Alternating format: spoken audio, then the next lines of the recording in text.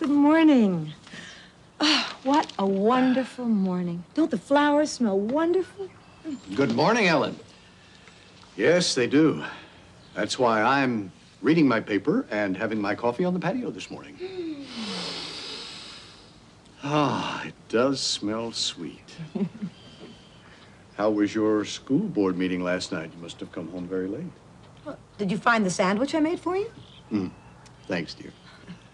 I was so tired I didn't even finish it. Philip, I've been working on a special project with the school board, and I'd like your opinion about it. What is it?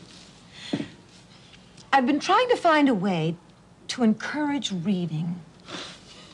Good luck. Well, I think I may have found a way to do it. Yeah, tell me about it. I work with families every day, Ellen. I see how people spend their leisure time, young and old. All right. Mostly watching television. Well, that would be okay if, and I repeat, if people took the time to read. I couldn't agree with you more. The question is, how do we get them to read more?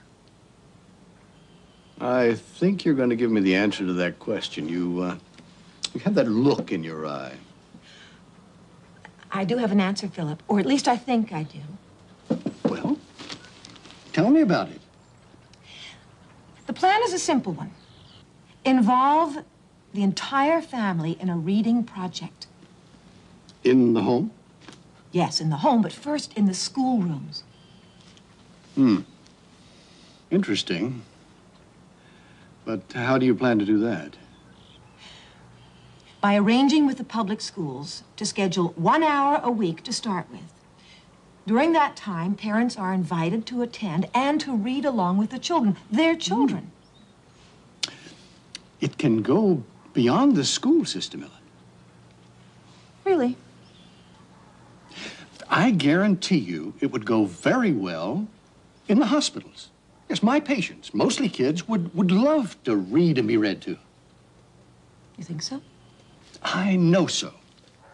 Maybe we can experiment with your patients and see how the plan works. I love the idea. Would you work with me on it?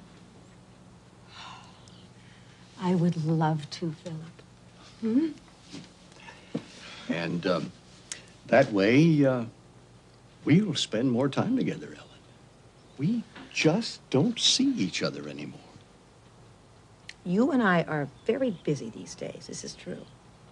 We need to find time to be together more, to do things together more. You and I. This would be a wonderful way to accomplish that. I have a question. Yes. What do we read?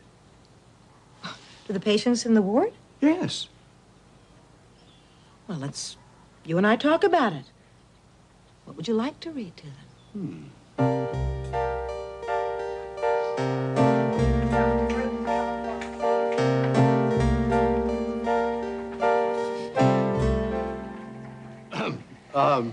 Mrs. Stewart and I will read a poem by Robert Frost.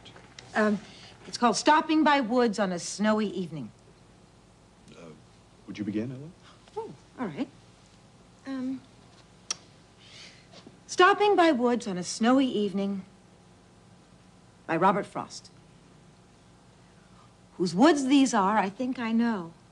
His house is in the village, though. He will not see me stopping here to watch his woods fill up with snow. My little horse must think it queer to stop without a farmhouse near. Between the woods and frozen lake, the darkest evening of the year. He gives his harness bells a shake to ask if there's some mistake. The only other sounds, the sweep of easy wind and downy flake. The woods are lovely, dark and deep, but I have promises to keep and miles to go before I sleep. And miles to go before I sleep.